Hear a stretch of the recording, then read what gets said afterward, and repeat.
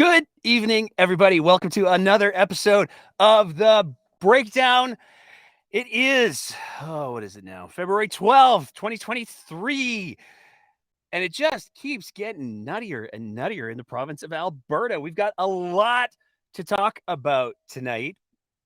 Some of you might remember just a few short days ago, we did a conversation where we talked to Sarah Biggs about, hey, what was the rest of the weekend hold? How crazy could it get? Couldn't possibly get that crazy, but then it did, because Danielle Smith came back from her sojourn, her vacation, and then her meeting at the ministers' conference, the first ministers' conference, where they were there to talk about healthcare. And she wanted to have a little bit of a press conference to talk about how successful her trip out there was.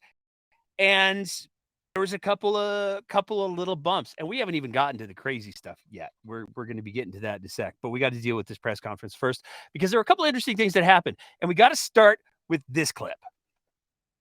Lise Fonchiel with CBC. Thanks for taking our questions today. I'm just wondering if you've spoken to Artur Pawlowski since the start of 2023 and what the nature of that conversation was. You know, I've talked to everyone who has concerns about some of the enforcement orders that are against them, and I have told them the same thing that I have told all of you, that I'm awaiting to see the result of a couple of different cases.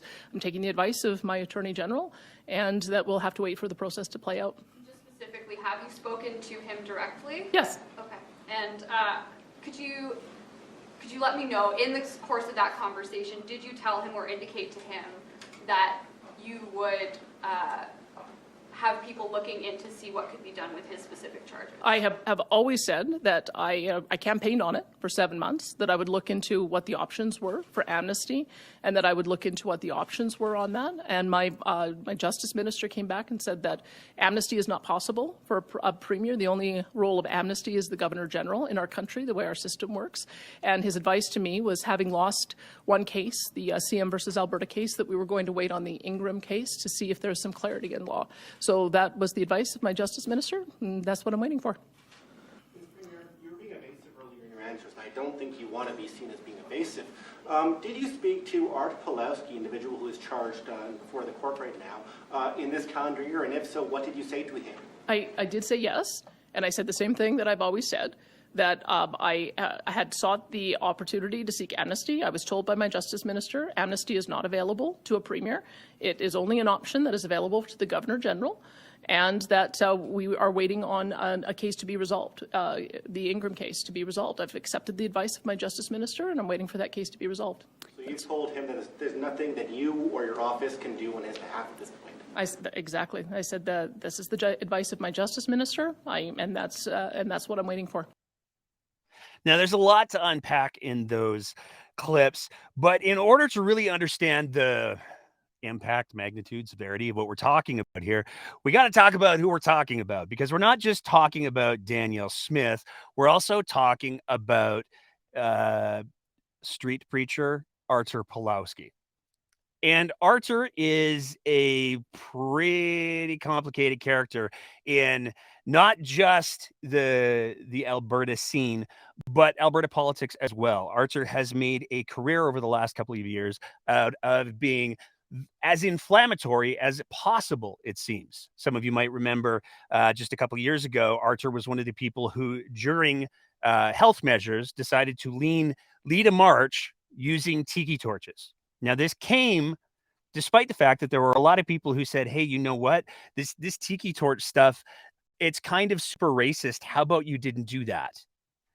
But nonetheless, Artur decided that he was going to lead more than one march through the streets of Calgary, as well as a couple of other places, where he was going to highlight the tiki torches as a symbol of freedom and not a racist dog whistle.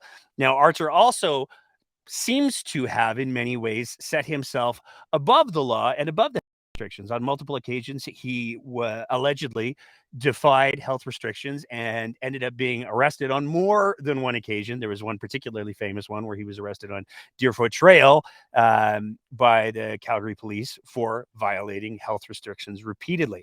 It's also really important to stress here that when it came to the decision to arrest people who were violating health restrictions, it wasn't just like, hey, you didn't wear your mask in Shoppers, so we're going to come for you. You had to go out of your way. You really had to be deliberate and public in flaunting the health measures that were being put in place to try to keep the healthcare system from collapsing. Well, Archer not only made public demonstrations, but he also went out of his way to try to convince people at Coutts that despite the fact that the decision had largely been made to demobilize or whatever, he stood there and he said, hey, you know what? You guys got to stay. You're fighting for freedom. This is all super, very important. Stay, do the freedom thing. And for that reason, he currently is before the courts. Now, this is where the whole conversation about Danielle Smith comes into play, because Archer very clearly had some conversations with Danielle Smith before the election. And as you heard in that clip there, also very clearly had some conversations with Danielle Smith after January of this year. Now, this gets to be particularly important because one of the things that has been alleged is that Danielle Smith was only making promises about, sorry, I should rephrase that. Danielle Smith was allegedly making promises about amnesty and all of those sorts of things back in October.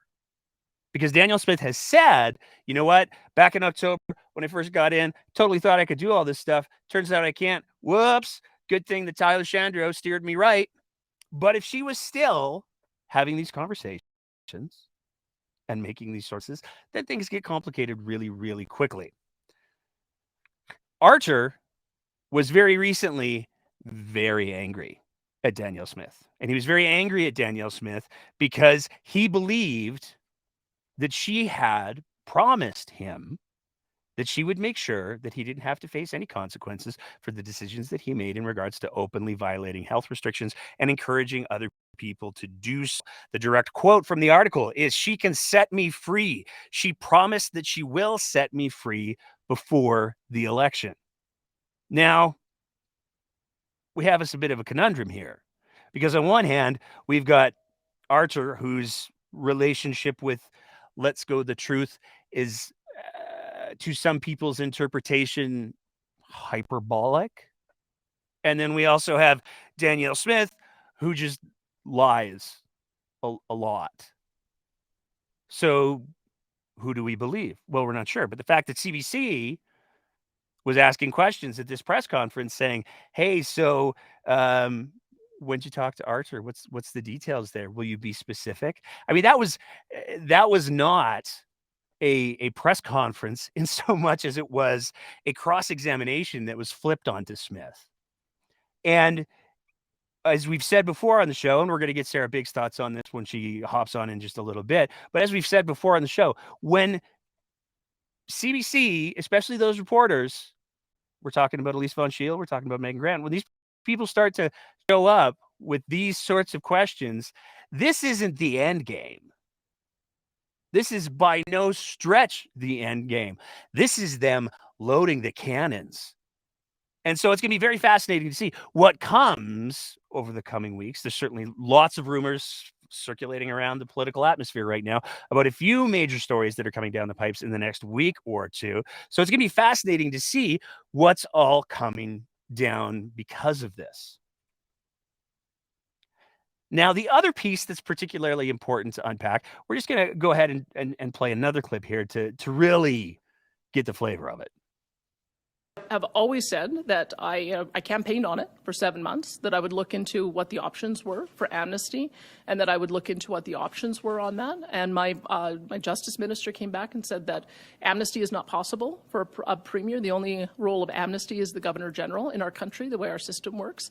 And I said the same thing that I've always said, that I had sought the opportunity to seek amnesty. I was told by my justice minister, amnesty is not available to a premier. It is only an option that is available to the governor general. So to walk through that, Danielle Smith said, hey, you know what? I campaigned on saying that I would get people amnesty. I said it was something that I would do. When I got elected, Tyler Shandro, he said, you know what? That's not a power that's available to you. But here's where it gets a little bit problematic, because that's public information. When Danielle Smith was campaigning on the idea of getting people amnesty, there was no shortage of legal scholars who said there's no mechanism for you to do that. That's not a power of the premier's office, specifically when it comes to things like criminal charges. That's not a thing that the premier can do. But nonetheless, Danielle Smith apparently didn't get the memo from any of those legal scholars, and she decided that she was going to still go ahead and campaign on it, which leaves us with two choices. One choice is Danielle Smith, who was the leader of the opposition for a good chunk of time, who was an elected official. She served as an MLA for a good chunk of time. She had no idea of the basic civics involved that say, yeah, no, amnesty is not an option. Even more to the point, she had the team that she had didn't say to her at any point, oh, by the way, you can't do this. Now, this would be particularly embarrassing if any one of the people that she surrounded herself with were, I don't know, lawyers or anything like that. Oh, wait, Rob Anderson, who also served as an MLA for both the PCs and the Wild Rose and then the PCs again. He's a lawyer. He's the guy, one of the three guys who came up with the Free Alberta strategy. He's one of the architects of the Alberta Sovereignty Act. So apparently, Rob Anderson, we are to believe, had no idea as a practicing lawyer that this was not a power that was available to the premier's office. Because here's the thing. At the end of the day, here's the bottom line. Either Danielle Smith and her team were so lost in the wilderness that they didn't recognize that there were multiple constitutional legal scholars who were saying, you can't do this. Rob Anderson, the lawyer, didn't realize this is not a power that's available to the premier, or they did. And if they did, they played people. They played people hard. And so the question that you have to ask yourself, if you're somebody who is a supporter of Smith or somebody who's simply been observing this whole process unfold, is do you think it's more likely that Danielle Smith, ex-leader of the opposition, ex-MLA, who's wired in with all kinds of people with legal experience and opinions, she had no idea that this power was available to her? Do you think it's more likely that Rob Anderson, who's a practicing lawyer, who also was an MLA, he had no idea that this wasn't a power that's available to the premier? Or did they play people?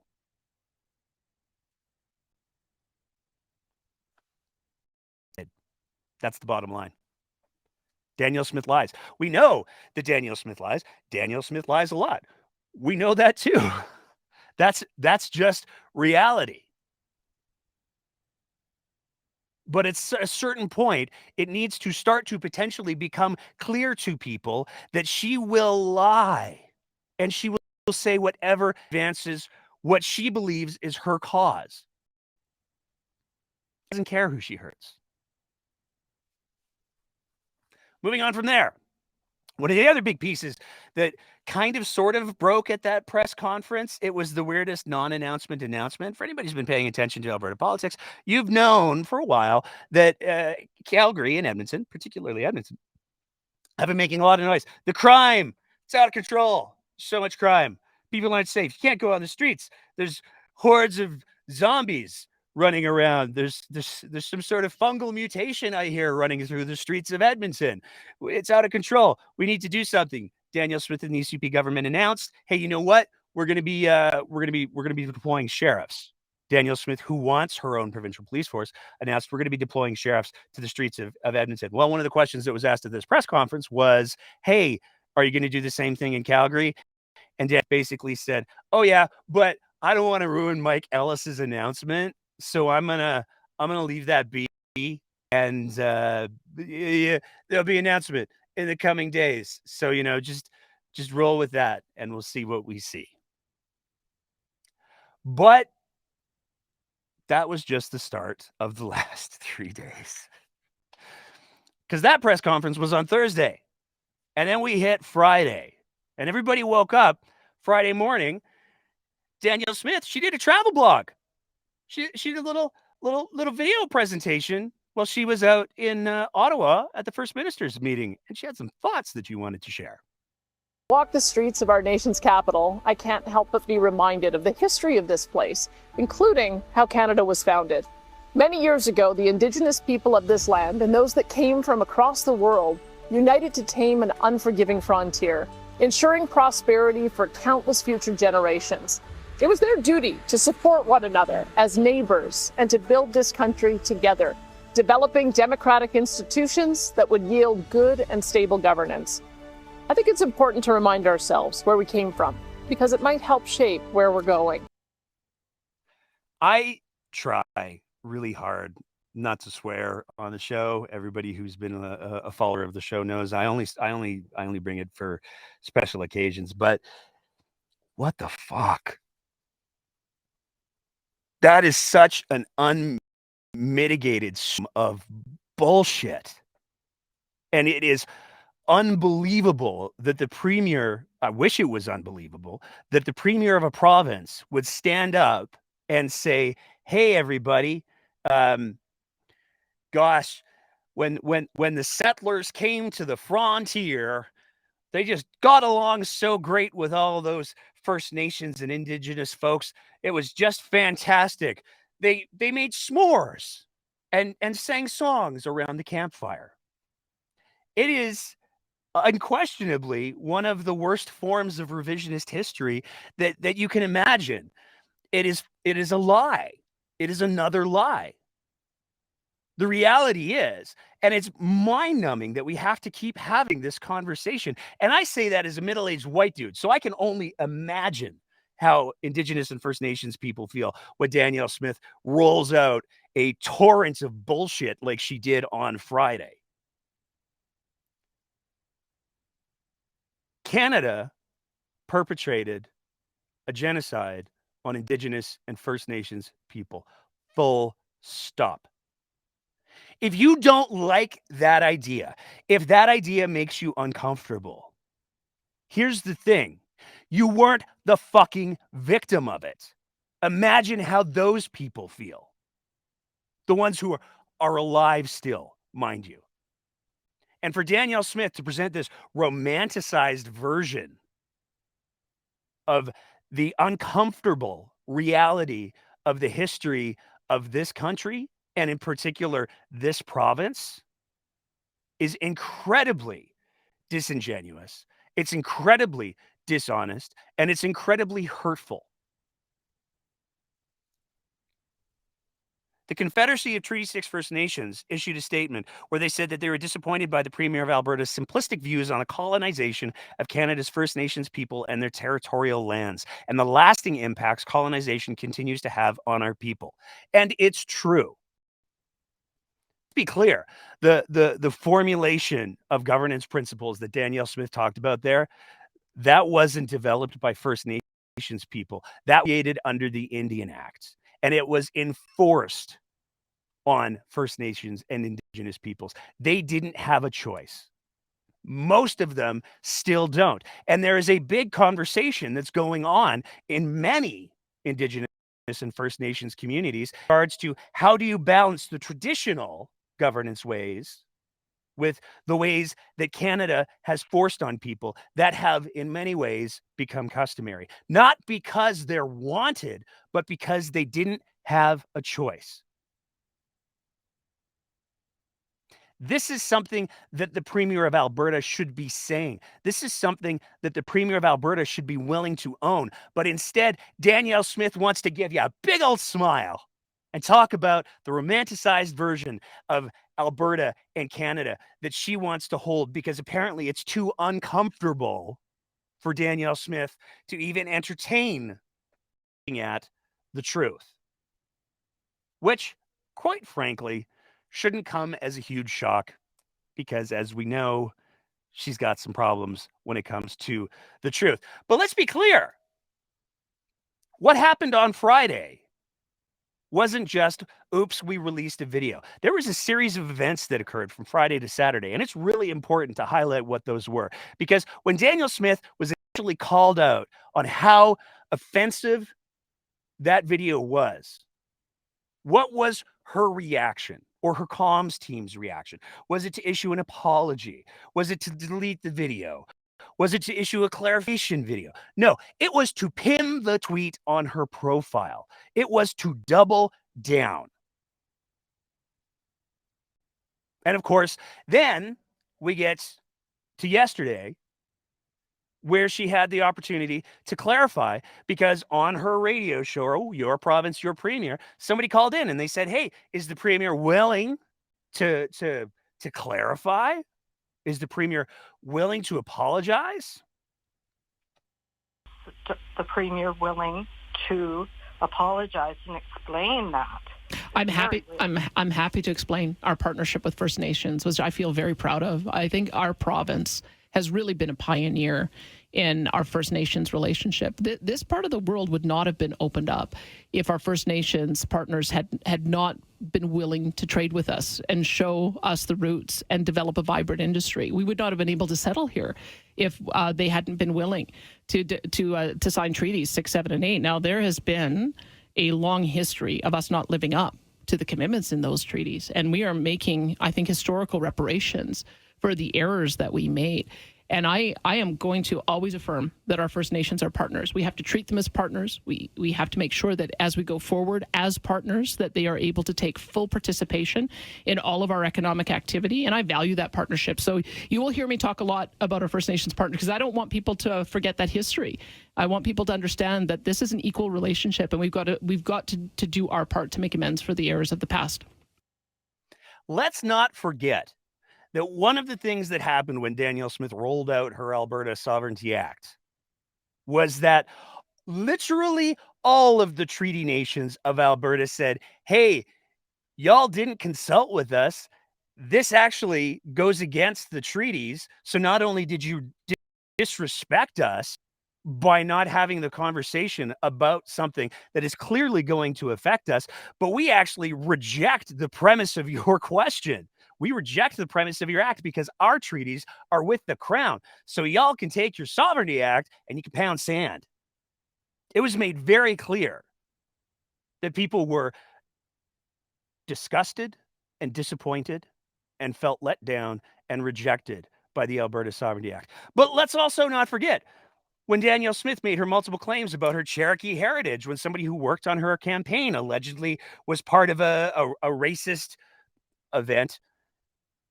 Her response was, hey, guys, I'm with you. I'm like Cherokee and junk, so I feel this. Never mind the fact that APTN did an in-depth investigation, and they were able to establish there's absolutely no evidence that Danielle Smith has any sort of Cherokee heritage whatsoever. But let's also take a look at what just happened in the last 24 hours. Because Indigenous people across the province have said, and the country no less, have said that this video was disappointing, it was disrespectful, it was ill-informed, and it was harmful. There's still no apology. There's still no taking responsibility. It sure is a good thing that Danielle Smith didn't say at any point that when she makes mistakes, she'll own them and acknowledge them and apologize so that we can all move on. Wrong or make a mistake, I will look to follow the example of our dear departed friend, Premier Ralph Klein. Admit to it, learn from it, and get back to work. Because that is the Alberta way. Just goes to show how much Danielle Smith doesn't actually know about the Alberta way and how performative Danielle Smith's approach to politics is, because literally every stakeholder involved in that conversation has said, hey, that's not cool. You got it all wrong. You're spreading misinformation, and you're spreading harmful misinformation that is disrespectful to what First Nations and Indigenous people still have to deal with every day because of the damage that how this country was formed did to them and their cultures. but we don't see Daniel Smith admitting to it, learning from it, because that's the Alberta way. Moving on from there, we got a couple more topics that we're going to hit on real quick, and then we're going to bring in Sarah Biggs. One of the other things that happened on Friday, hey, Alberta went and got ourselves some new judges. That's fun, right? And not at all complicated, right? I think we all know better than that. Because here's the thing. There were 4 new judges that were appointed. And things get a little bit complicated. The news story that we highlighted right just a sec there ago, there we go, talks about the fact that it was the Deputy Minister of Justice who was appointed to the bench. Yay, good for him, but there's some problems that come with that, because one of the questions that came out of the news story is, okay, so wait, this guy was the Deputy Minister of Justice for a whole bunch of time, and he was the Deputy Minister of Justice at the same time that Danielle Smith and her office allegedly were trying to influence Crown prosecutors. Hey, this guy might know a few things about that. Can we get him to testify? If there is an independent investigation, if anything comes of it, what does it look like? How do you get a judge to testify like that? What happens? And the general consensus so far has been, we don't really know. So that's a little bit problematic right there. The other problem that we run into with this little situation with this particular judge is he had some stuff he was working on when he was the Deputy Justice Minister. And one of those things was actually something that's been kind of an ongoing issue for a while now in the province of Alberta since, I don't know, 1997. So this Deputy Justice Minister was tasked with reviewing how the allegations against Sean Chew and his sexual assault of a child were reviewed by the Calgary Police Service, should there have been was done. Well, now he's been shuffled off to Judge Land. There's a lot of people who are wondering what's going to happen with that investigation. Is it going to get the review that many people feel it desperately needs? And of course, there's no immediate answers available to that. But one of the other questions that came up is, as is now our custom here at The Breakdown, as soon as anybody starts to get a list of plum appointments, we go, well, I guess it's time to head to the Elections Alberta website and see who's donored. Because sure enough, one of the judges, since 2019, one of the new judges has donated almost $10,000 to the UCP. So that's a thing that happened, which doesn't raise any red flags for anyone, I'm sure. But getting to our main event, the deep dive. We're going to talk about R-Star again. So, to do a quick little recap for anybody who hasn't been watching the show for the last 6 months, because it feels like we talk about this almost every episode, but it's such a train wreck, we have to. R-Star was a program that was brought forward by a guy who wanted to see more wells cleaned up. And the theory behind the program was, hey, you know what? Oil and gas companies, they're not cleaning up their wells as much as we'd like them to, as quickly as we'd like them to. They've agreed as part of their contract to pull that oil and gas and resources out of the ground, that they will clean up. They will do the remediation. They will leave the land as good as they started with it. But we should give them more money because reasons. It will make them more incentivized to do the things. Well, he started trying to plug this idea. The gentleman's name was Chris Kinnear. He started trying to plug this idea, and he was able to hook himself up a lobbyist. That lobbyist was, of course, Danielle Smith. And Danielle Smith went to the provincial government and said, hey, we've got this program called R-Star. It's going to be really, really great. Clean up tons of wells. It's going to give oil companies a boatload of extra money, but that's cool. You should do it. You're cool with doing it, right? And the provincial government under Kenny said, yeah, that actually doesn't fit with how we do any of the things. We're supposed to believe in polluter pays. So if somebody makes a mess, it's their job to clean it up. And it doesn't make a whole lot of sense to give oil companies more money for doing the things that they're supposed to do anyways. Why would we do that? And Danielle Smith said, damn it, I guess I'll run for the UCP leadership, apparently. And she did run for the UCP leadership, and no surprise, Chris Kinnear was one of her campaign organizers. She got elected, and it's now come out that there's going to be a trial program on the R-Star piece. Numbers are being bandied about. There's nothing concrete yet. The numbers that we're hearing, $100 million trial to incentivize oil companies to clean up the things that they're supposed to clean up anyways because reasons, I guess.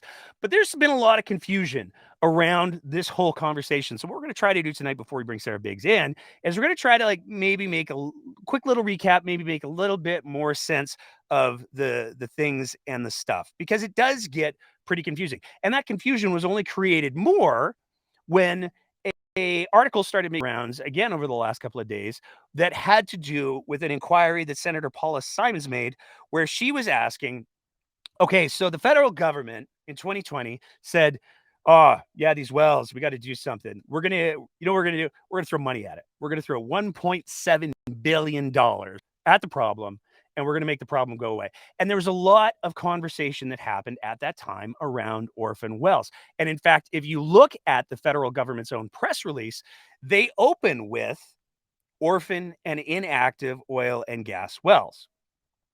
When the first word in your program is orphan and you're talking about wells, it certainly creates the expectation, hey, maybe some of this program will have to do with dealing about orphan wells, especially when we saw Prime Minister Justin Trudeau talking about, hey, the orphan well problem, it's a really big problem. It's only going to get worse, going to be billions, maybe even almost $1 trillion in costs to clean it all up. It's kind of a shit show. We need to deal with it. So we're going to throw $1.7 billion to get started, and maybe we'll make a bit of a dent.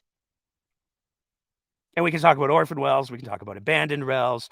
We can talk about remediated wells. All of these terms are very confusing.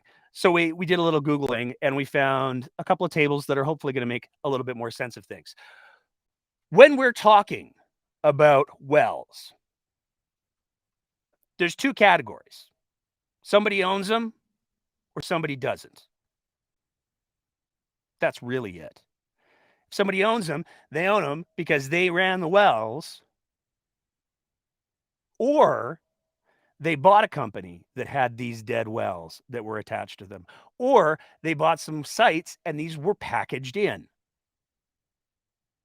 But somebody owns these wells, or they don't. And if it's an or they don't, then those are wells that have been demonstrated that there's nobody who owns them anymore, usually because the company that dug that well, drilled that well, went bankrupt. They just disappeared. Then they maybe went on a TV show about invention pitches. I don't know. But that's one of the things that can happen is bankruptcy happens.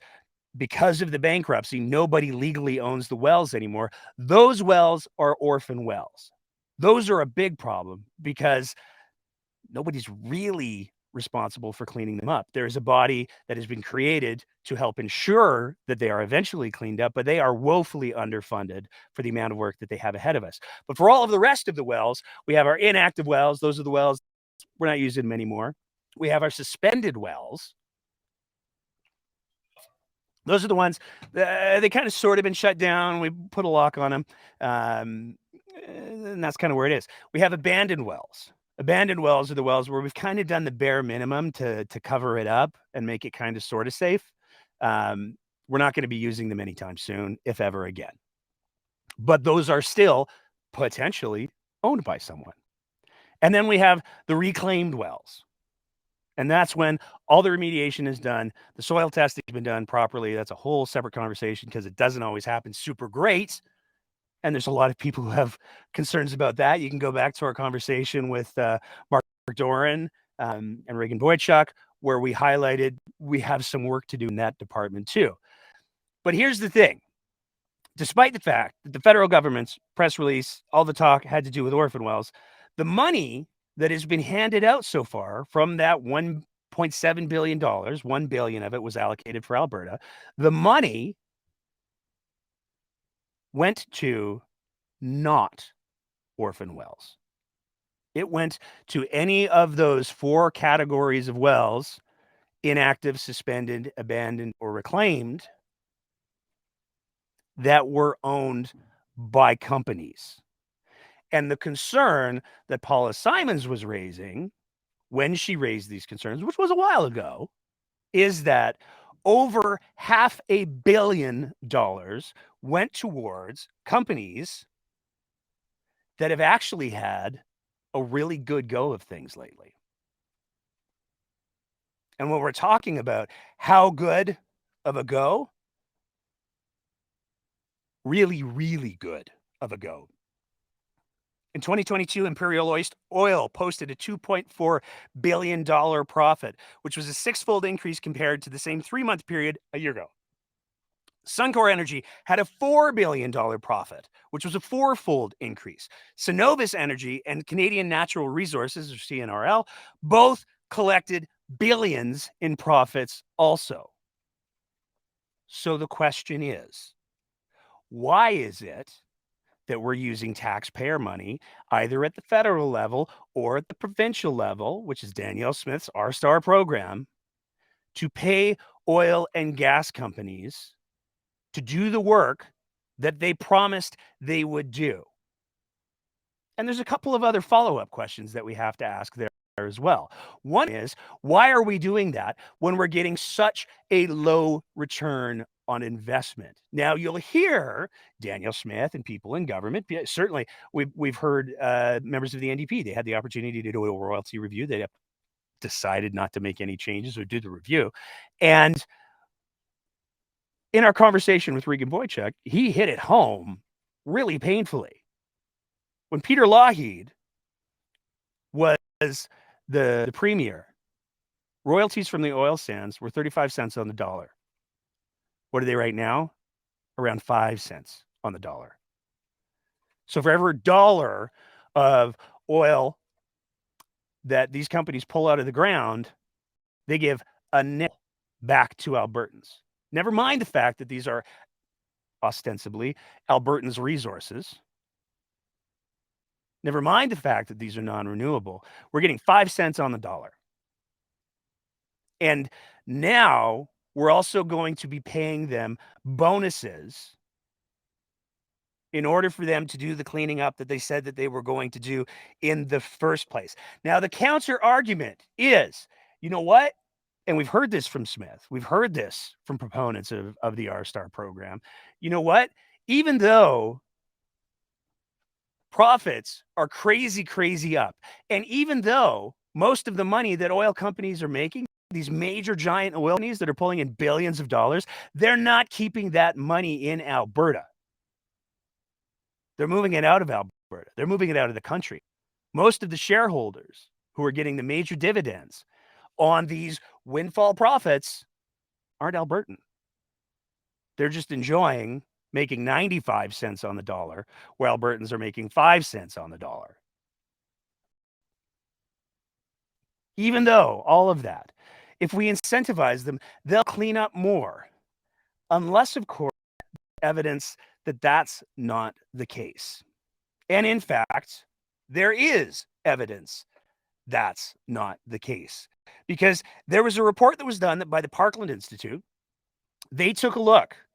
How much money has been spent prior to this federal program by these oil and gas companies remediating and fixing up these well sites? Well, in 2019, Alberta's energy industry spent about $340 million on remediation as part of the province's area-based closure program, which represents about 70% of Alberta's cleanup activity. The following year, after the start of the federal funding, about $363 million was spent on the same work in Alberta. So even after the companies that own these wells and have the responsibility to clean them up got millions of dollars, hundreds of millions of dollars in some cases from the federal government, the total increase was $23 million across the board. At a certain point, we have to be asking, why is it that we're giving oil companies who are taking us for a ride by the most generous of interpretations, 5 cents on the dollar? Why are we giving them more money? Because one of the things that this Parkland Institute report found was that by and large, it appeared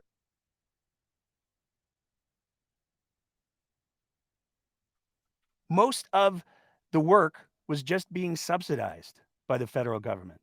So the oil companies were able to move $340 million that they were spending on remediation, not on remediation. They were able to take the money from the federal government and flip the stuff that they would have spent on it into other things like profits. It is a stunning state of affairs that instead of holding oil companies accountable, and to be clear, I'm not dunking on oil companies. As we've said many times on the show before, nobody should be surprised that a corporation is doing everything it can to maximize profits and protect the bottom line. Their function is to make money for shareholders. That's their whole jam. So when they do that, you can't be like, whoa, a company went and did everything they could to make money legally. Who could have seen that one coming? But the question that we should be asking is, why are our governments, federally and provincially, bending over and handing hundreds of millions of taxpayer dollars to these oil companies who are then able to use it to pad their bottom line instead of saying, we had a deal? And in Alberta, if you make a deal, you got to hold up your end of the deal. Some people might even say, I don't know, that's the Alberta way or thing. Time to bring in Sarah Biggs. Sarah Biggs, how are you doing tonight? I think your mic might be muted. I was told I should wear a tinfoil hat tonight because there's a lot of. It's warm. It's warm. It looks very, very heat retaining. Is that because of the aliens? Which, by the way, we now know it's not aliens. Much to at least my personal disappointment. I was looking forward to welcoming our new overlords. It's just giant balloons, and we don't know who sent them. Cough, China cough. But it's fascinating to see the conservative argument. Sorry, I didn't wash my hair today. It's fascinating to see the conservative argument saying that, well, we can't even defend our own airspace. No, NORAD is working as it should, my dudes. That's how NORAD works. That's why we have treaties, so that we can say to our friends, hey, you got a plane up here. Do you maybe want to go deal with this problem? And it's also important to note that when this is totally not our normal sandbox, but it's also important to note that one of the things that was said in the press releases was they were like, okay, whoever gets the first clean shot, go ahead and take it, because this thing's going into like regular airspace, and that's going to turn into a shit show.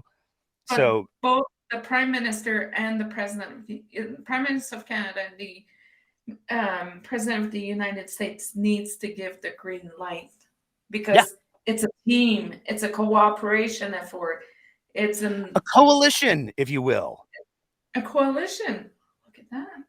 Like NATO. Sorry. It's been, I don't have a lot of sleep because my toddler decided that at 4:00 she wanted to see mommy, and at 5:15 was time for Peppa Pig. 5:45 or something. So is that even on at 5:50? Do you just like Netflix that? On Netflix. Okay. God forbid there's new Coco Melons coming out this week. Thoughts and prayers. I'd rather have a Biggs. As much as I'd love to spend the entire show talking about inflatable UFOs, we got to talk about this video that Danielle Smith. I mean, here's my thing. And this is, I think I've made this point to you in conversation over the last couple of days, because it to me highlights just how messed up this situation is. Danielle Smith has like 150,000 followers on Twitter, and I'm pretty sure like 40,000 of them are probably real. She's got a pretty big audience, is what I'm saying. Can someone run the verified Twitter followers for the Premier's account? I'm curious if someone's bored. I mean, there's a lot of names and numbers up on that account, but do with it what you will. But we posted the video like an hour after she did because it was so gross. And our little rinky dink podcast has, last I looked, we were 900,000 impressions on the tweet that we did, which is nuts. But it speaks to me just how bad that message was that Danielle Smith put out there. Also probably speaks to how many people she's blocked versus how many people we've blocked, but do with that what you will. What the hell was the strategy going on? Because she put the video out and everybody went, what is this? And then she pinned it. And then she unpinned it when she started to realize, oh, wait, literally the entire country is angry at me right now. But then she went on the radio show and was like, when asked, will you explain, will you apologize? Her response was, I'm going to dansplain how relationships with First Nations and Indigenous peoples work because I'm crushing it in that department. What's happening here, Sarah? What's the comm strategy? So there's no comms. You know, what's bothering me is that she's appropriating herself. The First Nations, like our First Nation people, they need to be partners. No, they should be equals. Really, that's the bottom line. What reparations has Alberta done? I'd like to start with that. Like when she was like, Alberta, we've led the way in reparations, I was like, I don't think you know what that word means. No, you got 900,000 views on it. Sorry. So no. So just going to the greater point. Reparation, maybe, you know, in the past few years they signed a few, like the Samson Cree Chartered Surgical Center, you know, but it's not even reparations. It's, you know, just signing deals with individuals are able to put up front the capital costs. But, you know, so I don't know how history is taught in Alberta, but, you know, in Quebec, the you know, where everything really started, we study quite in depth the relationship when New France was founded, and then the French lost to the Brits, and then when the Brits, the Versailles Accord was signed, I think it was 1763, and then how the relationship with First Nations moved. So we got to remember that colonizers, the settlers were huge disruptors of the First Nations. First Nations were, you know, self-sufficient. They had their resources. They were matriarchal. I'm gonna give an example. For example, Iroquois back in Quebec have a matriarchal structure. There's a First Nation group next to Quebec City. They had 3 levels of government, like the village, then the region, then the Confederation of First Nations. You know, they were a very, very highly functioning society. It was, you know, they were. Well, they couldn't survive for thousands of years. Go figure. And then the white people arrived, and then, you know, Hudson Bay, smallpox blankets, alcohol, firearms. Why? Because they wanted the fur. So they started trading goods with the First Nations, which disrupted their way of life. And then let's talk about more local here. So the relationship with the French was okay. There was some kerfuffles once in a while, but it really got worse with the Brits. But if you look at Buffalo Jump here, the settlers, the colonizers, destroyed the bison population, destroyed it. The buffalo population, I'm sorry. Totally destroyed it. There's pictures down there. If you haven't gone, please go see. They're bison. Bison? Okay. Don't you go all Kenny on me here. No, I'm not. I'm sorry. I'm French. So, you know, there's pictures of settlers just standing on like a 20-meter high pile of bison skulls. Like, we literally destroyed their way of life.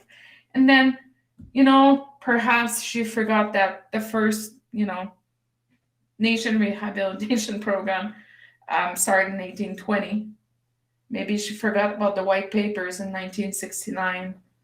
The treaties were signed. But please tell me how we built this country with them when we decided where they were going to live and under what conditions, and then decide which language they were going to speak, which God they were going to pray to, and how they would live. Please explain that. It's so fucking whitewashed. Like, Here's the thing.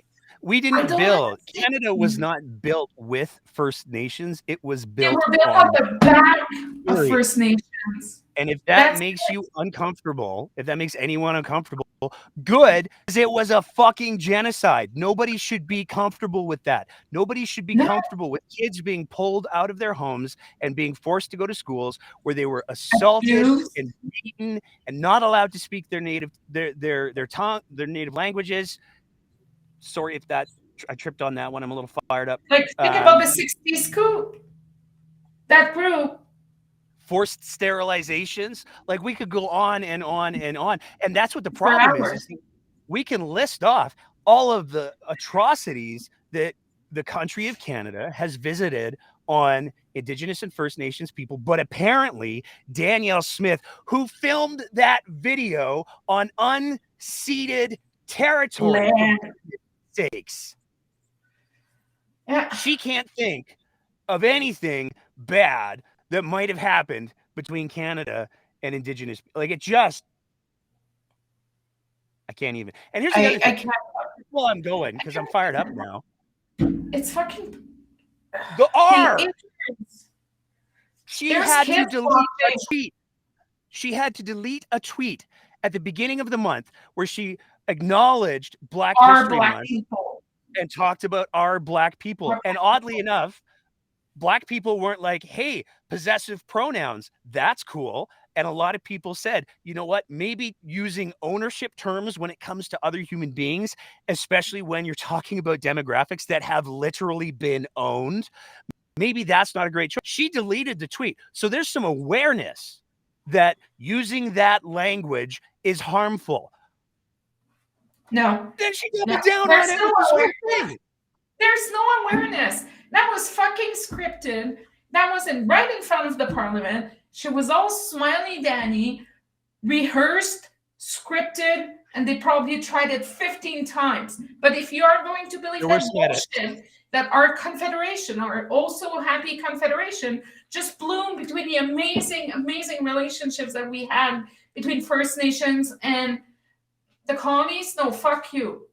This is not what happened. Like, I remember the Oka crisis in 1990.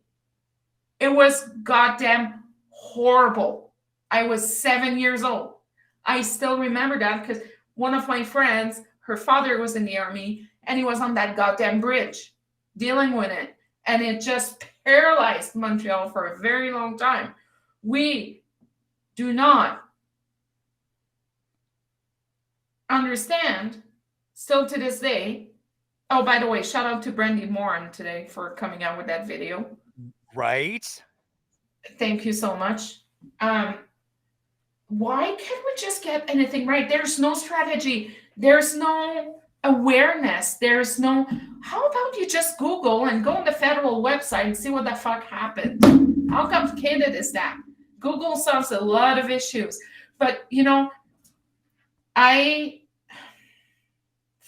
can't even anymore. It's just so, everything is just so goddamn wrong. Everything is wrong. Then they pretend, well, the jurisdictions and blah, blah, blah. God damn it, Dan. Learn your stuff properly. Stop being so goddamn whitewashed and start acting like a leader, not like a stupid GOP Santos representative. Sorry. Well, let's talk about her learning her stuff because we'll pivot to something more fun I got to play with earlier. Because here's my math. I did the math at the top of the show. Here's my math. Danielle Smith stood up and she was like, hey, you know what, guys? I didn't know premiers couldn't do amnesty. My lawyer bestie who wrote my strategy, he didn't know lawyers couldn't do amnesty. What are you going to do? Guess we can't do amnesty. At what point is it like, here's my thing. It's either incompetence or it's deliberately misleading people. Which one is it? So Why not both? both. So when you write policies, here's when you write policy for a campaign, because apparently I wrote a little bit of that. You do your own research and you look what is doable, what could be implemented, and what is a big no-no zone. Especially when you have lawyers on your team, Rob. Lawyers. It's the very like, come on. Like, we just can't get, and kids are watching that. Teenagers that are on Twitter, on social media, are watching that and they think that it's okay. And that's the issue. That's a big issue I'm having right now, is that kids are exposed to treacherous propaganda that, I'm sorry, I'm just so angry. Like, when you make campaign promises, you do your research. Like with Leela, we promised that we would increase age to $2,000 a month. Guess what? We did the math. When we calculated Smith Alberta Revenue Services and everything in between, it was $15 billion cost just in salaries over 10 years, not including capital investment, building, and everything in between. We do the math and we calculate. Like, we tried to present a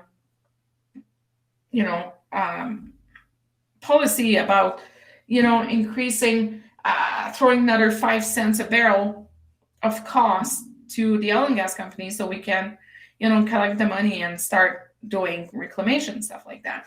You do your research. You do your research. And it's so irresponsible that we are here today. Everybody's losing their goddamn minds right now because they don't know what is true, they don't know what is not, and they don't know who to listen to. Because usually the government is the one you look upon for credibility. Yeah, like you would think that they would know. They have a vague idea what they're doing. Well, fuck me. I'm not lobbying for the next 3 years. But I had a conversation with somebody recently who is fairly well placed in the apparatchik. And I said, my beef is that I just want some consistency. Like, if we could just be consistent, that would be delightful. And this person who is incredibly wired in, do you know what they said to me? Your expectations are too high. And they were joking. They were serious, which should be terrifying to people. They were not prepared. They are not prepared. They are stuck in that bubble. Like, I get emails from, hold on, I sent you one this weekend, I think. Let me grab my emails because, all those bozos are just like, oh, hi, Dr. Marcus. Please take me off your goddamn Substack that I didn't register to. By the by. So sick of it. I'll show you how to unsubscribe from that. It took me a couple tries. Yeah, it's complicated. It's pissing me off. So here, there was one that we got from Project Confederation. Our good friend. Hey, I was just at their offices. I was just at their offices like a couple of weeks ago. Yeah, I know. Nobody answered when I knocked. Did you not? Nobody answered. Well, that's, so when, usually what happens when you see an email from Free Alberta Strategy or the APP or Project Confederation or the Alberta Institute, you know what kind of week you're gonna fucking get, because usually it's the direction the government's taking. How bad is that?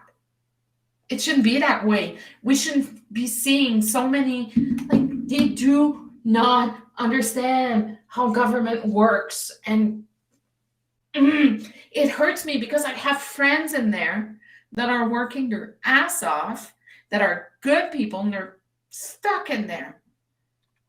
They're stuck. And it's just like, and now I still need to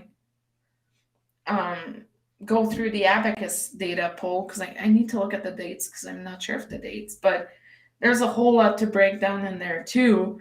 It's just that it increases. It's actively looking for polarization.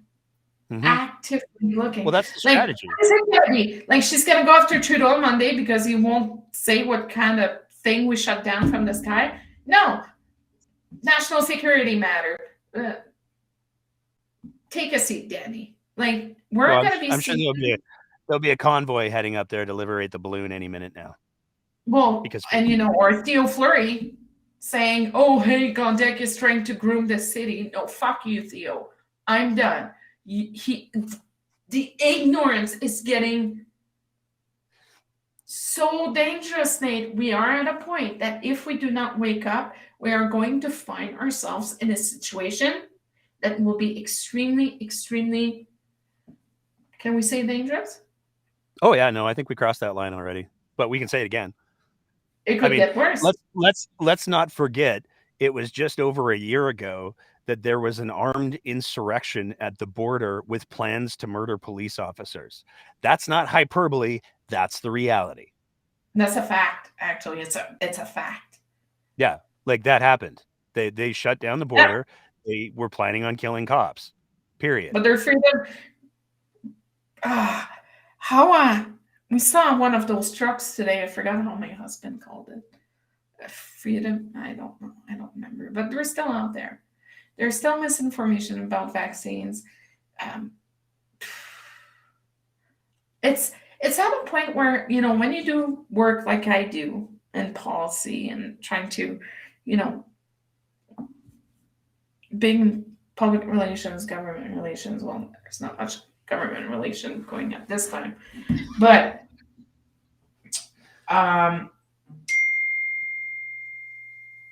he called it the freedom wagon. Sorry. There we go. He just texted me because he's watching. But we're at a point where it's just exhausting, and you just want to walk away from everything. That's, I was thinking why, and I'm not throwing a pity party here. That's just how it is. Everybody is so exhausted that you're like, you know what? I'd go back and take an 8-to-4 position at 6 figures, live my life, and just give up and not care. What fun would that be, though? No, I would die. But it's discouraging. We always aim for better, and then we're getting, again, the Dolorama version of all governments. Has anyone received their $100 yet? I think that there's a lot of people who have. Okay. Good. Here's my question for you. We're gonna move on from that because we got ground to cover tonight. Take a contrarian approach to me. I know you caught most of the rants about R-Star and subsidizing the oil companies for doing the cleanups that they promised that they were going to do on their own anyways. And I know that the royalties scale in different places, so it's not 5 cents on the dollar everywhere, but in a lot of places it is. Yes. What's the argument? Is there an argument for paying viable? So we're not talking about the abandoned wells, we're not talking about the orphan wells. We're talking about wells that are by and large. I saw in the comments here, Mark Doran, who's knows way too much about all of this. $165 million went to one of the companies that pulled in billions of dollars of profits last year. Why are we giving oil companies that are sending billions of dollars in profits out of Alberta? Why are we giving them almost $200 million to do what they promised that they were going to do anyways? Like, is there an advantage, or what am I missing? No, it's a socialist policy. It's welfare. Socialism. Corporate socialism. For everybody that was calling me like a goddamn bleeding liberal and all that, you know what? You're a bunch of socialists because you're supporting that. So here's the beef that I have with all of what's happening right now. We gave $120 million to the War Room since 2019. We've spent that's a lot of money. What's that? I remember when the War Room was a big deal. $30 million a year, that was a big deal. Wow, it's a long way in 4 years. It's peanuts now. But here's the thing, and here's what's really, really, really, really pissing me off is that they are going to take a taxpayer's like the money that belongs to us. It is the province, our resources. They are going to take that away from our budgets and services to go. So we're going to be witnessing the biggest government-funded share buybacks of all times, which is fascinating because, we're all for free enterprise. But meanwhile, a pregnant woman in Canmore or in Banff need to drive between 100 and 170 kilometers to go give birth at Foothills Hospital. God forbid something happens during labor in the car, or if it's snowing, or if there's an emergency, or if the child goes in distress, or if the mother has preeclampsia. What the hell are we doing?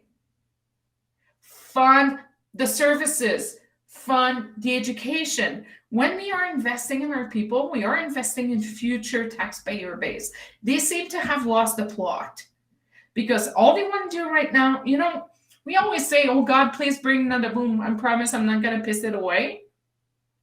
Burn your stickers, guys, because it's happening right in front of our eyes and nobody's going to do anything about it. Like, I barely saw the NDP reacting to it. Call them socialists. Call them it's corporate welfare. Go hard after them. Explain to the province what's going on.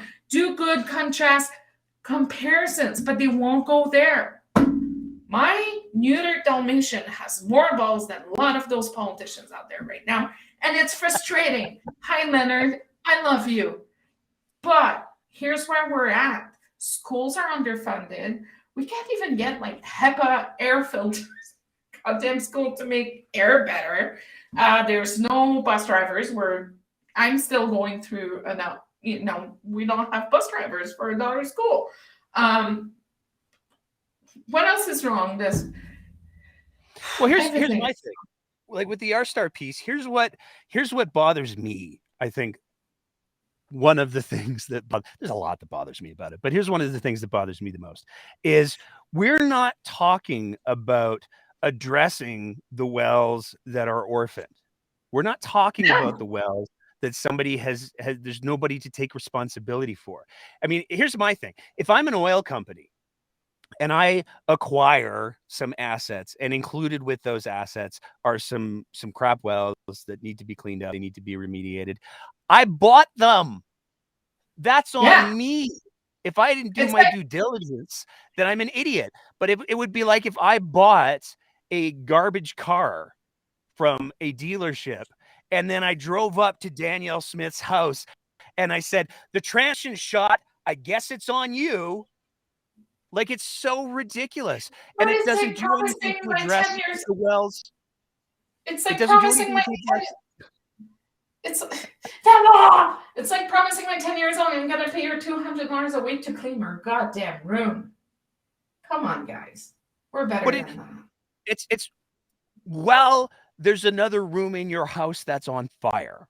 So you're going to bribe your kid with candy to clean up the room that's messy, that's her responsibility, and you're just going to ignore the fire that's going on in the backyard. Like, it's... Yeah, that's exactly what's doing. Alberta first, my ass. It is not. I have a lot of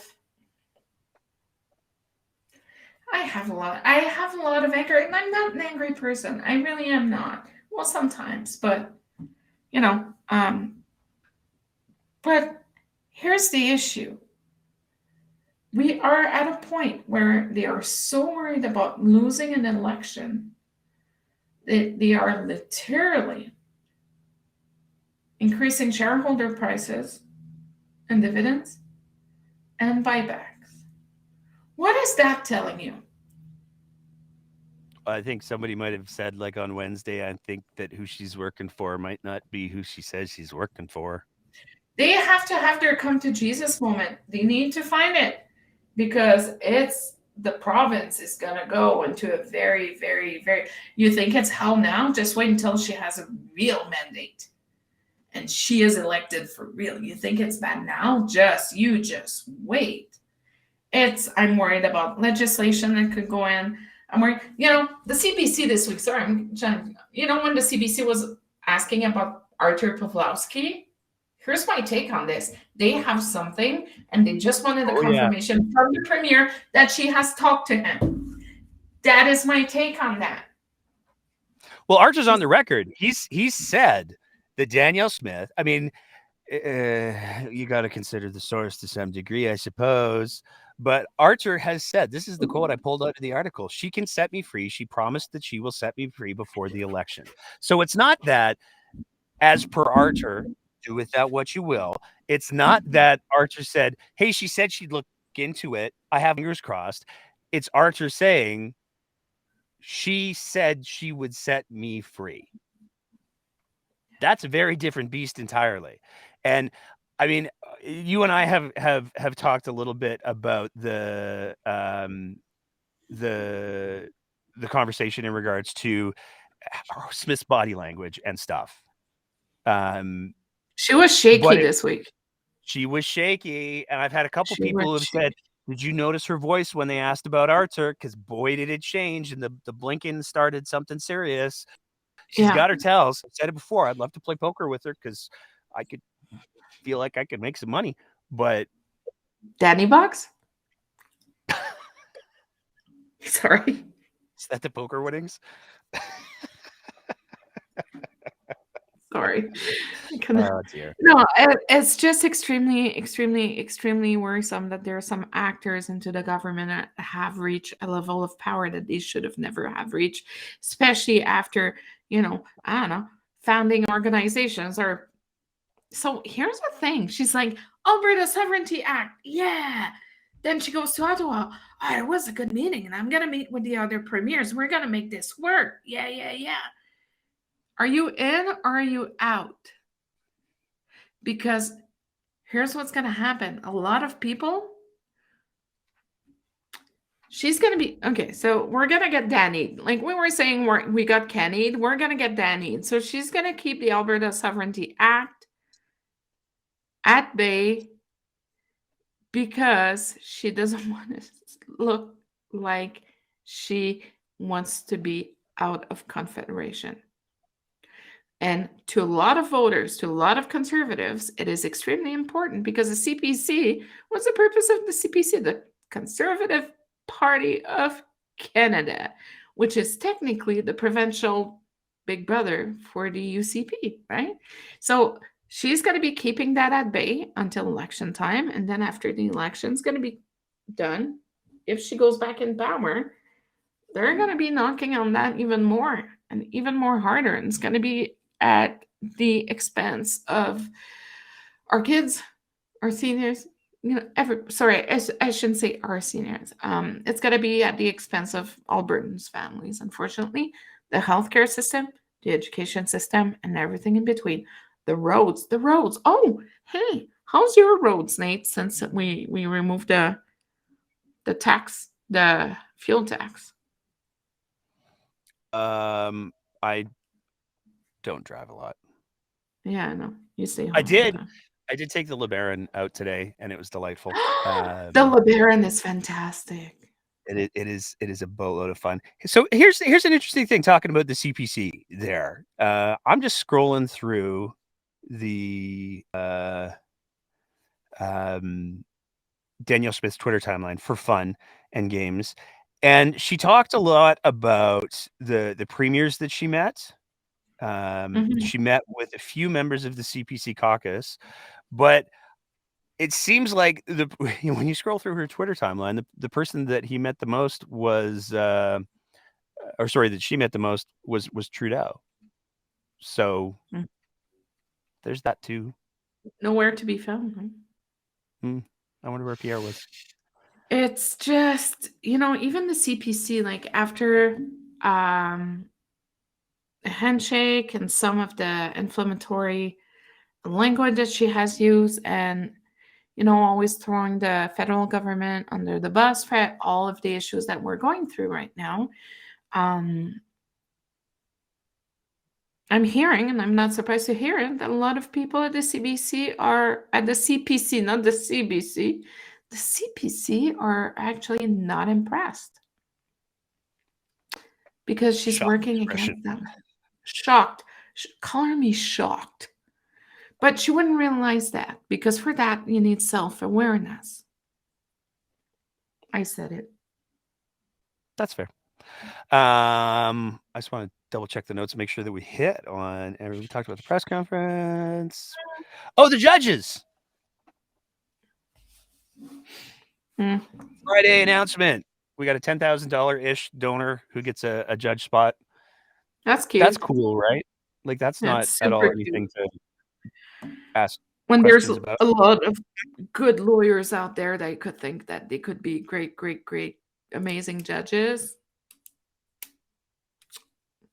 We have questions. So here's my Lots of question, because we have this deputy justice minister, and I want to be clear. I'm not casting any aspersions on this dude because I don't know him. But there are real concerns that have been raised in regards to, there's this ongoing call for investigations that hasn't been getting any traction in regards to Danielle Smith office trying to influence the Crown prosecutors. One would think that the deputy justice minister might have some dogs in that fight, but also there's the question of the Sean Chu review. So I guess my twofold question is, if I'm Danielle Smith or whoever is, if I'm Rob, am I? Well, God knows Rob isn't worried about the optics. You don't want to so I'm be Danielle Rob. Smith. Am I concerned about the optics of moving this guy out of this role into a judge role when there's this call for investigation in regards to influencing justice and all of that? Well, here's Or do the I just thing. not care? Am I too big Here's for that? the thing. I'm not a lawyer, but you can ask the judge to recuse himself. Okay. So And what about the Sean Chu piece? You need to have a certain amount of signature and a certain time to be able to enact the recall legislation.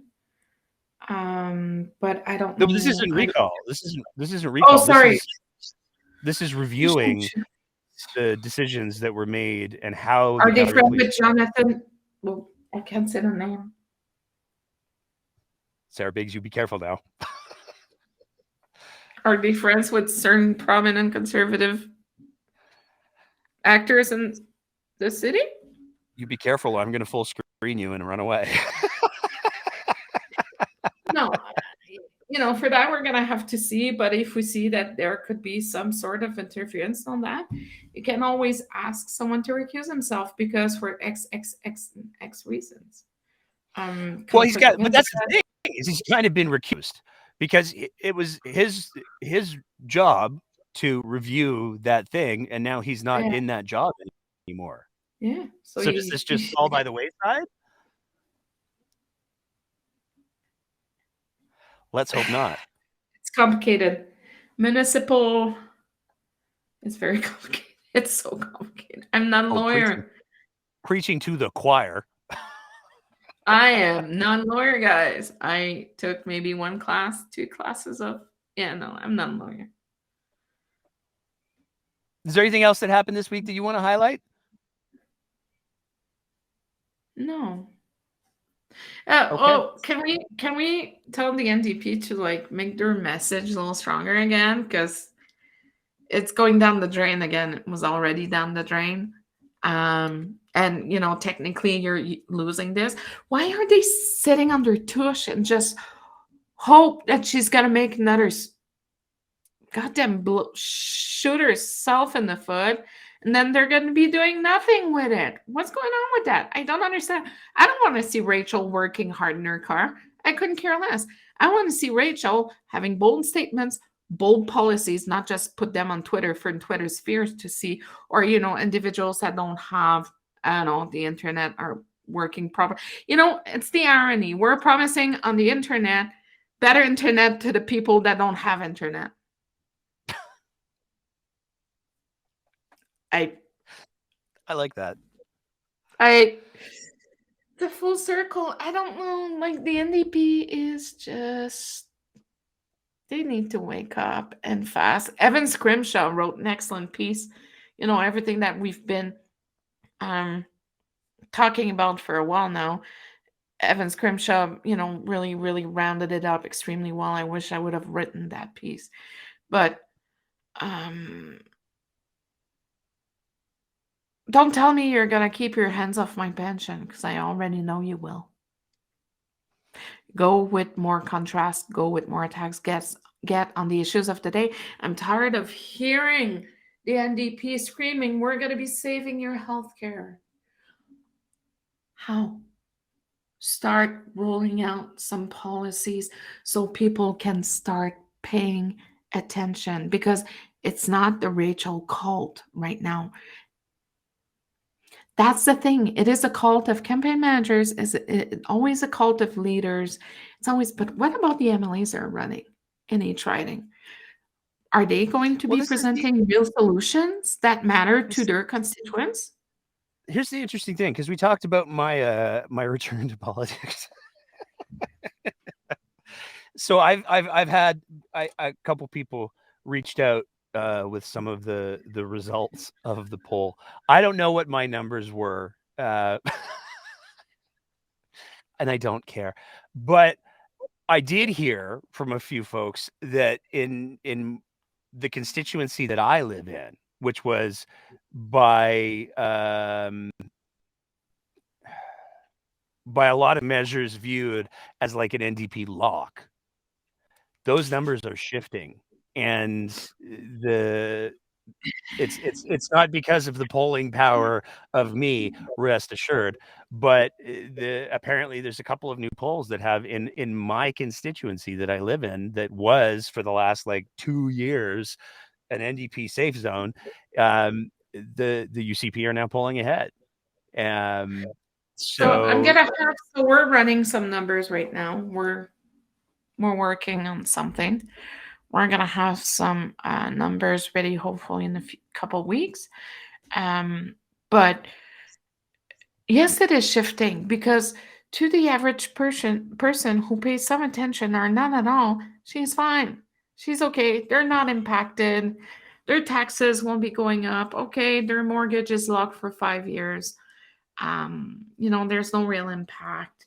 I'm getting $200-$300 a month because of my kids. No, those people don't get that kind of money, though. You don't think so? I think there's a lot of people. Like it was over a million people who signed up for the Danny Bucks, and I got to think great. that there's a good number that are like, I mean, I'm sure there's some folks that are just like, take the money and run, but I would bet that there's also quite a few people that are like, hey, $200 a month, that's like almost half of my car insurance right there. Mhm. And sorry, I looked at the comments, but I have to say that door knocking and policy rolling are two different things. They're two different teams. It's not that they're too busy door knocking or buying lunches everywhere. It's that they are just, they need to start getting more precise, because people are getting tired of it. And some canvassing that I have seen, people are like, well, we don't want to vote Danielle, but we heck don't want to vote for the NDP. So what are they going to do? Stay home or vote for Danielle de facto because they hope that she's going to be less worse because it doesn't fit their personal agenda? There's a lot to think about. Like, I don't care about door knocking. I really don't. But how you convey your messaging and how you roll out your policies. And if the policies work for everyone, be bold. Subsidize the education system. Nicolaitis increased it at $5,000 grant for international nurses to come here. Subsidize the education system. Go bold. Invest in your future. They are lame ducks right now. They are acting like they are already in a position. They need to stop. I think that one of the things that's important, door knocking is important. It's super, super important, and I don't want to make it sound like we're minimizing that. No. That being said, policy is what you get to talk about at the doors, and if you don't have substantive, exciting policy, then it's just, hi, I'm Timmy from Party X. Do you like my hair? And I'm that going to doesn't be get you saving very your far. health care. I'm going to make schools better. And I'm not going to touch your CPP. What the fuck is this? It's a pocketbook election, guys. Grab them by the wallet. Oh my God, I can't believe I said that. Both sides are missing the target. They really are. Then I'm going to be getting hate messages. But it's okay. There we go. I'm going to give you the opportunity to go ahead and say the very horrible thing. How the next couple of days going to be, Sarah? Go ahead. You know you want to. You hope it's going to be A shit show. Oh, are you buying us a couple of days here for once? I'm excited by this. It's going to be a shit show. There's no way with everything that has happened in the past week, she's back. Okay, so we had like 2 weeks of kind of quiet. Nicolaides tried to, stand up to the task and be like, free speech. Then she came back, and then we had like 2 weeks of news condensed in one night because she's back. And she was back on Tuesday. And it's already a tire fire. We have a video. We have healthcare talks. There's an increase. But the thing is that there's always strings attached to every single funding. It's like when you have your credit card. If your credit card rating dips too low, they're going to take it away from you. Go figure. Like, seriously, guys, wake up. But it's going to be another week, another shit show.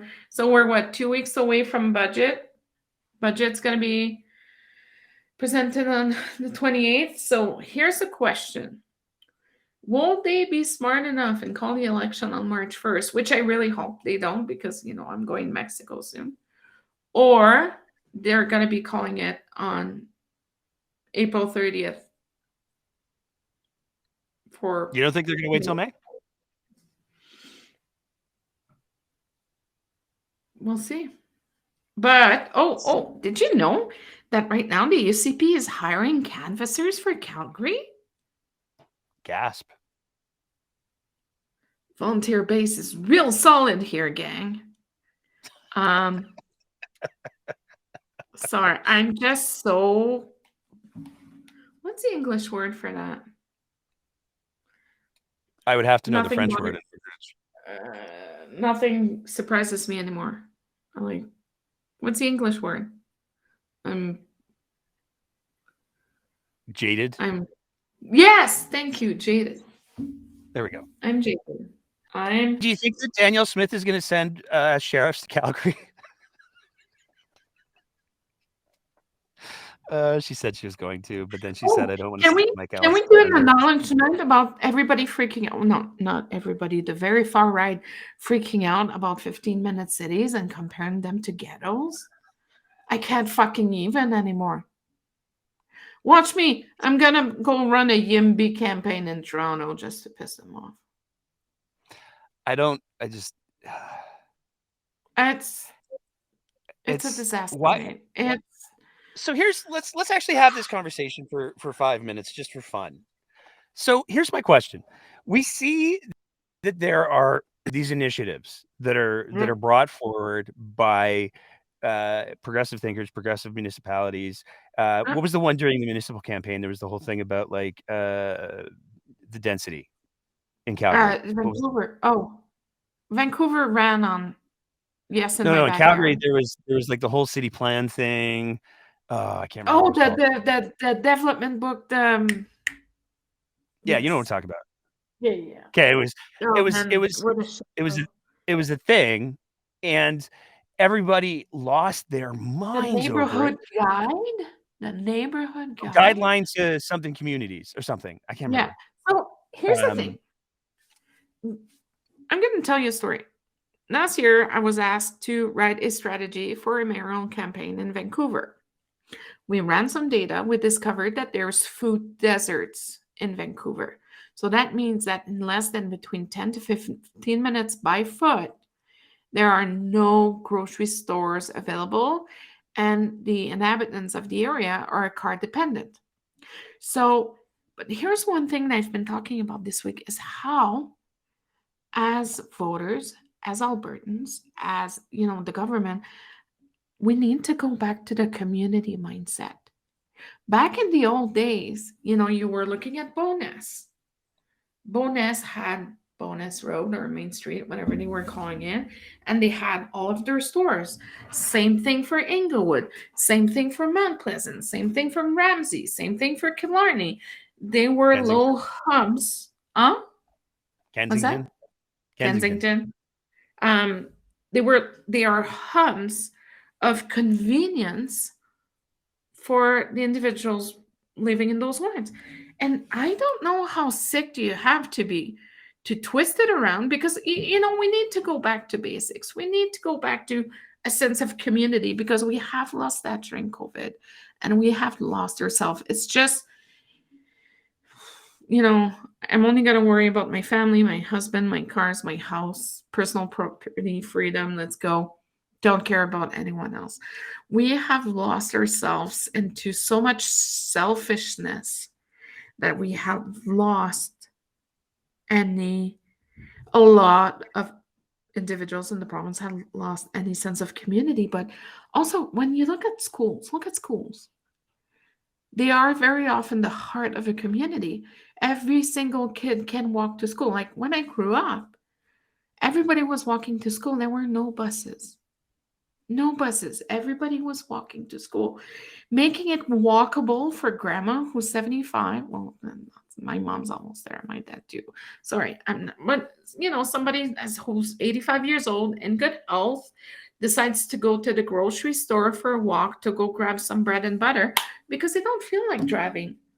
How do we compare it to the Holocaust? What's the mental gymnastics here to get there? Oh, wait, Chris Sky. He lives in Leduc now, apparently. Bruh. But that's the thing. Those medias are running those false narratives. And again, it's a psychological game. The psychological games are being used since the beginning of COVID. Politics, health policy-wise, and now municipality-wise is extremely disturbing because a lot of people are buying it. Well, that's what I'm trying to figure. That's what I wanted to ask you about. It was, by the way, it was called The Guidebook for Great Communities. I looked it up while you were ranting. I should have known. I worked on a campaign.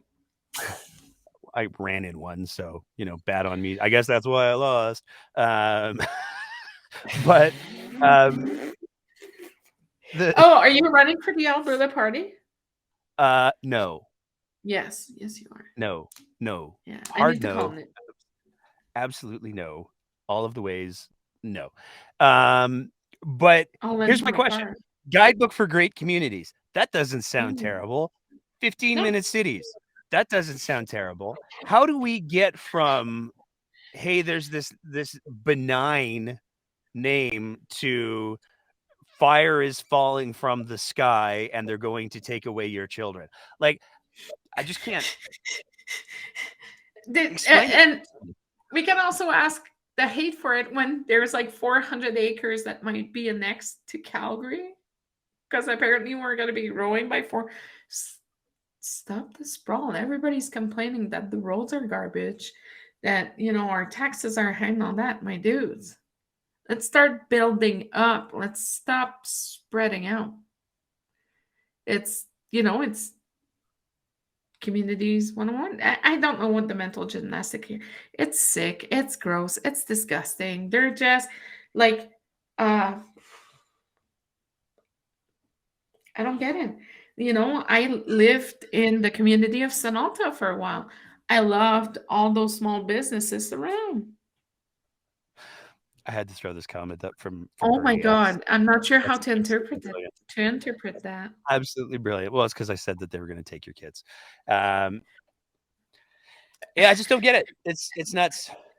But here's the thing.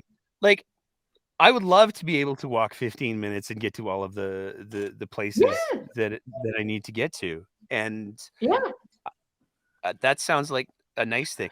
And the other piece is, like, when people are like, oh, they're going to charge you money to go places. Have you ever been free? and like tried to get to Greater Vancouver, because as soon as you Yeah. go over that bridge, they're taking your license plate picture to charge you for crossing the bridge. It's the Really? cost of doing business. Yeah. I didn't know that. I only go to Yeah. downtown Vancouver. It's in Commercial Drive, but I've never been to Surrey actually. No, There we go. never been. It's delightful. You should go see my Never a sister-in-law in dull moment. Langley, though. She's a dentist. She's really good. Langley's like too fancy for someone like me. Is it? I don't know. Yeah. Never been.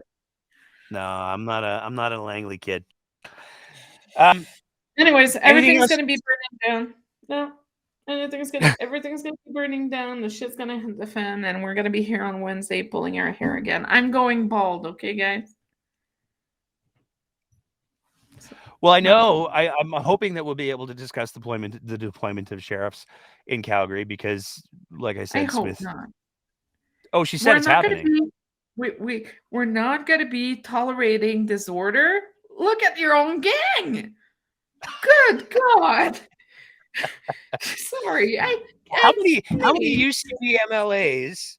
How many UCP MLAs showed up at Coots? I can think of 2. So, let's talk about disorder. Oh, they canceled the toll program? It's been a while since I've been through there. Thanks, politics of debate. Can't tell you. If you got nothing else to add, I'm going to wrap it up, Sarah Biggs. I need to go to All right, bed. there we go. All right.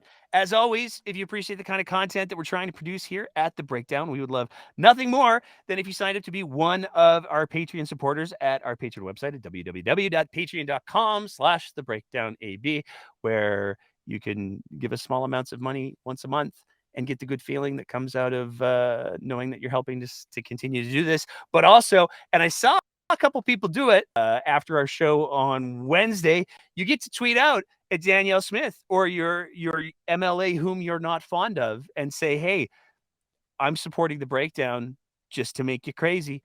They love that. So that's another one of the benefits that comes with supporting us at the Patreon site. Also want to just quickly mention as well, we have for the second week now successfully published our Substack. So we had a bunch of people that were asking for sort of the short version of the show and transcripts and all of that kind of thing that they could refer back to because that's something that people wanted. So we're trying to do that once a week. We're going to be putting our Substack up where we're going to kind of recap the last week in politics. If you go to our Twitter page right now, you can find the one that came up from just today. We launched it at 7:00. There's some fun in it as well. Other than that, just want to say thank you again. The comments super lively tonight. Thank you everybody who showed up and shared your thoughts and offered some corrections. For example, the toll bridge thing. I just remember being there and having to pay it last time I was there. I guess I should travel more. So thank you to everybody who is active in the comments. Thank you to everybody who's listening on the Twitter Spaces. Everybody's watching on the live stream. And if you're listening to the podcast version, we're still trying to dig our way out of the very bad reviews that the Convoy folks and the Freedom folks left for us about a month ago. So if you have a sec, leave a rating, leave a review on your favorite podcast platform of choice, just to help us get that rating back from where it was, because we were doing really good for a while there. Other than that, we'll be back here Wednesday, 8:00 to discuss whatever happens next, whether it's the UFOs falling out of the sky or Danielle Smith completely whitewashing Canadian history. We'll be here for it. We'll see you at 8:00. In the meantime, take care of each other, yourselves, and as always, keep the conversation going.